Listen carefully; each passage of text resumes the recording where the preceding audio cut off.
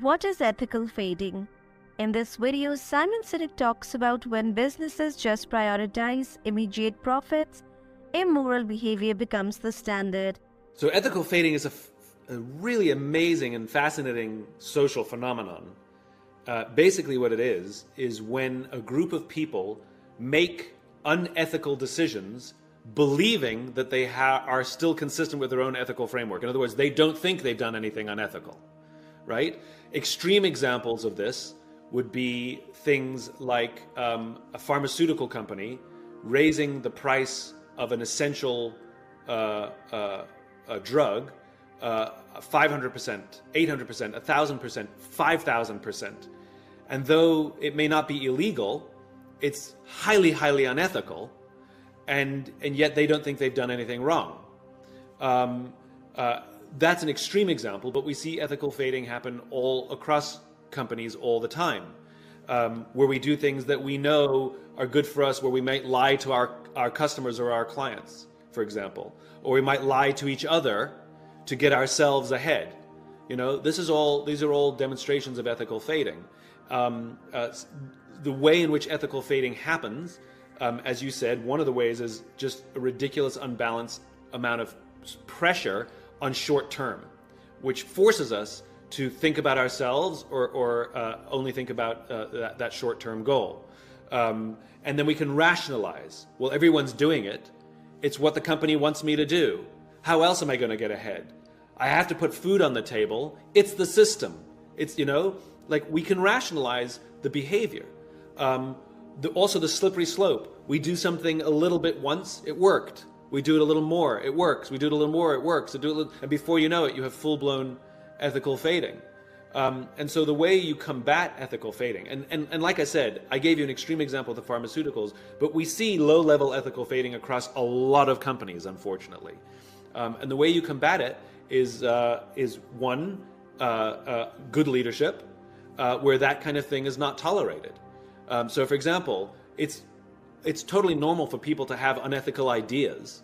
But the question is, when do they get caught? So in an unhealthy company, that unethical idea is implemented until social pressure or the law intervenes, or there's a scandal, right? And then we say, oh, we're terribly sorry. We're a very good company after you got caught. In a properly ethical company, somebody may raise the idea in a meeting, and everybody in the meeting will go, that's funny, but we would never do that here. That's not us. That's a little bit unethical. And it gets shut down immediately. And again, that's good leadership, because it's the leaders who are promoting people who are ethical, who are highlighting ethical behavior and acting in a way that sets the tone, and they're not putting undue pressure on people to break the rules in order to make the numbers. A lot of leaders, unfortunately, when confronted with toxicity or unethical behavior, they'll shrug their shoulders and say, I know, but the numbers are so good, and they allow it to happen.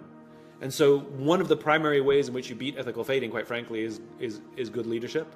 But the others are just cause, trusting teams. All of these things contribute to operating in a highly ethical way. The idea of ethical fading highlights how people frequently overlook ethical factors when making decisions.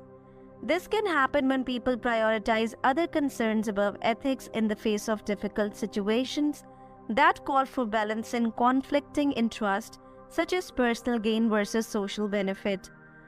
Ethical fading can happen when people, whether intentionally or inadvertently, fail to understand the moral ramifications of their conduct owing to a lack of knowledge or instruction on ethical concepts.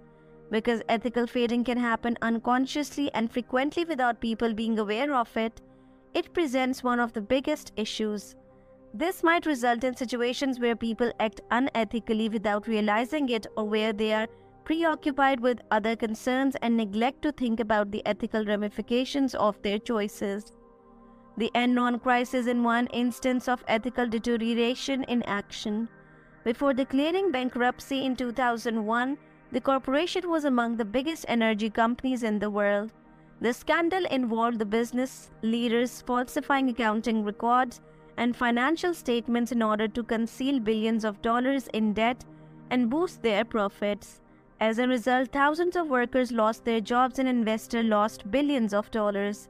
The executives of Enron acted unethically, although they did not at first understand the moral ramifications of their acts. They failed to take into account the ethical ramifications of their activities because they were too preoccupied with maintaining the illusion of success and increasing revenues. This kind of ethical fading can happen in any business or person that puts other considerations before of ethics. It is not specific to Enron. The Volkswagen emissions crisis is another illustration of ethical deterioration. In 2015, it was learned that the manufacturer had put software in its diesel cars that could tell when the car were undergoing emissions testing and change their performance to conform to the rules. However, while driving normally, the cars released up to 40 times the amount of pollutants that were permitted under US law. The affair sparked a widespread uproar, and Volkswagen was hit with massive fines and reputational damage. The executives who made the choice to install the software probably were not immediately aware of the ethical repercussions of their choices. They were concerned with retaining the performance of their automobiles while also meeting pollution regulations, but in doing so they acted unethically, which ultimately had a negative impact on the environment and people's health. People and organizations need to give ethical considerations priority in their decision-making processes to prevent ethical fading. This calls for a thorough understanding of ethical values like honesty, fairness, and accountability, as well as a dedication to upholding these standards at all times. By establishing ethical rules, offering training on ethical concepts and decision-making, and developing a reporting system for unethical activity, organizations can also take measures to develop a culture of ethics. People are more likely to identify and emphasize ethical factors in decision-making processes if an atmosphere that values ethics is fostered. In conclusion, ethical fading is a major problem for people and organizations who put other things above ethics. It can happen unintentionally, which can result in circumstances where people act unethically without understanding it. Individuals and organizations must give ethical issues top priority in their decision-making processes and establish an ethical culture that places a high value on honesty, fairness, and accountability in order to prevent ethical fading. By doing this, people make sure that their decisions reflect their moral principles and ultimately help to create a better society. When businesses just prioritize immediate profits, immoral behavior becomes the standard. To stop the spread of ethical fading in our organizations, we need effective leadership. Hope you liked the video. Thanks for watching. For more videos, like these and please subscribe.